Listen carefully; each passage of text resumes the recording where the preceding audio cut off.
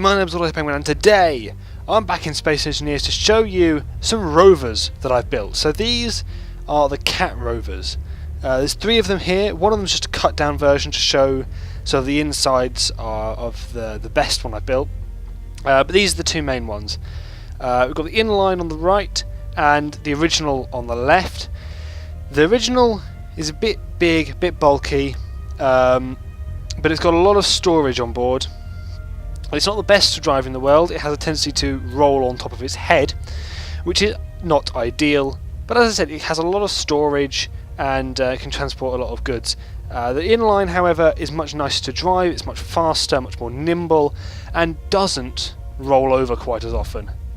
And I think it looks nicer as well.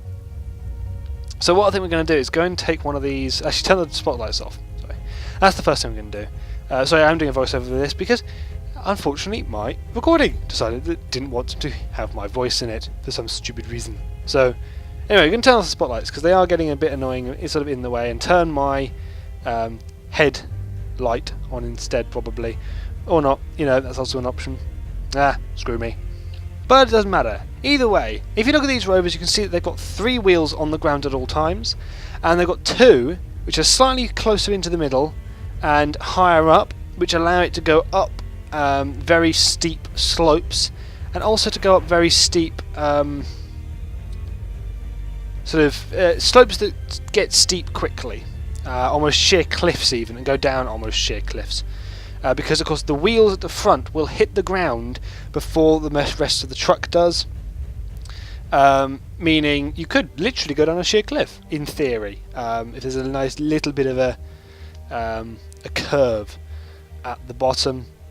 But even so, it makes some pretty good off-road vehicles, which is really what they're designed to do.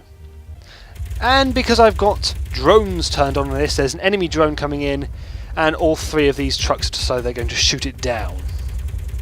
It's a magical pony flying through the sky. Shoot it down. I'm sorry, that had to be said. One of the other features of this truck, which I'm going to show you now by shooting off the wheels, is underneath we have a nice, quite a useful little jack system, which will raise the truck off the ground in order for you to do repairs to your wheels, and also any damage to the underside from where you've hit something. For example, you might have hit the ground or a rock or a boulder or something like that and done damage, and you can get underneath to go and fix that. So we'll jack up now, and up we go. Of course, the turret is going to decide it's going to start shooting at the drone again, because it's now been able to get back into its view. So we'll just turn that off, turn the turret off completely, and send ourselves back up. It is, however, quite a slow process. You can't have it throw the thing in the air, otherwise you do end up actually throwing it in the air, and that's not ideal. You don't want your truck just to suddenly jump up in the air and then come back down crashing to earth. That's going to do a bit more damage than you fix, but you can walk underneath it completely to fix whatever the problems are, stick new wheels on. So if you jump in, you should be able to go onto the wheels, click add wheel, and it should have added a wheel. Right, what I've done is I've sent up the inline rover as well, because actually I think the bodywork on the other one is getting in the way of the computer adding the wheels because of where it adds them. But here you go. It's gone from having no wheels now to having wheels. In survival, I think you'd actually have to go and weld up those wheels yourself with the parts. But yeah, now you can press the same button that sends the truck up. Will now lift the jacks and put you back on the ground, ready for you to go and drive around again. So what we're going to do now is come and have a look at the inline rover cutaway. So you can see it's got 8 small reactors, and obviously decided to wave my cursor around. Some small cargo containers, 1 large medium cargo container, one oxygen generator, which is what you can see there. That's the medium cargo container and the 4 small reactors that keep this thing powered. You also have this all wired up, so it is survival ready. There's also 2 batteries at the back, which is sort of the main power source, really, what you'd hope to pull the power off. The turret and various other things like the antenna, beacon, ore detector, and the jacks. But that's it, really. It's very simple. There's not a lot of fancy bits on it, nothing too impressive to show off, but nice simple rover that gets the job done. So the final thing we're going to do now is just go and take this rover for a little drive. I've taken the inline because, as I said, I think it's the nicer of the two. And driving past a Pulsar rover, which is another rover I built that didn't quite work so well and got shot a lot. So maybe there'll be another video up about that as well, actually, if you'd like to go and have a look at that. But here we can see the Cat Rover, really, that's what it's called, this thing's called, don't know if I mentioned it, the Cat Rover.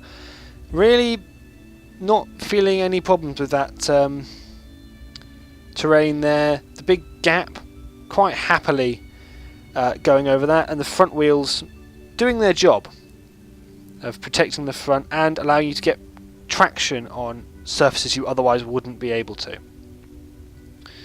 So the turning circle as well, because it's got all of these wheels actually do some turning. It's very good for something of its sort of off-roading capabilities. And I'll just show you as well, going back up, it can go back up 45-degree inclines. That's just a sharp corner at 45 degrees. It will quite happily go up that due to those wheels on the back. And not only that, but I think if we put the handbrake on here, yeah, we can have it resting on the those 4 wheels. And you can see they really do get used, actually. So at the moment, the 6 main wheels aren't even in contact with the ground, but the others are, so it's all good. And we'll quite happily reverse up here and onto this sort of platform, which most vehicles I don't think really would be able to get up here unless they can fly. But no matter, because we will now head down this highly damaged ramp, which would probably stop a lot of vehicles, and quite happily jump over that and off we go. We can take this for a little bit of a test ride and smash the turret off by driving into another turret. It's fine now, we've actually fixed the turret, or replaced the turret anyway, so that I can go and shoot random things that I don't really know what it's doing anyway. But here, the general terrain that this thing can go over, this is all pretty good. Nothing too difficult for the Rover. However, I do think we've just landed on our roof. Now that was actually a bad example, so I'll show you this instead, which is this Rover happily getting out of this ravine. We'll get a little bit of speed up because this is quite a steep slope, but all the off-roading capabilities of this truck really shining through. Bumpy ride, but nevertheless we've made it and we're all in one piece. I was just going too fast when I tipped over on my roof. I was seeing just how fast this thing could go. And also, added bonus of this car is it can in fact fly and quite happily land again. And again, if it lands on its front, those front 2 tyres, it doesn't matter if it tips forward, it can still land and quite happily drive off again afterwards. But after all that, I think I'm still going to crash a Black Hawk and fly a Black Hawk home.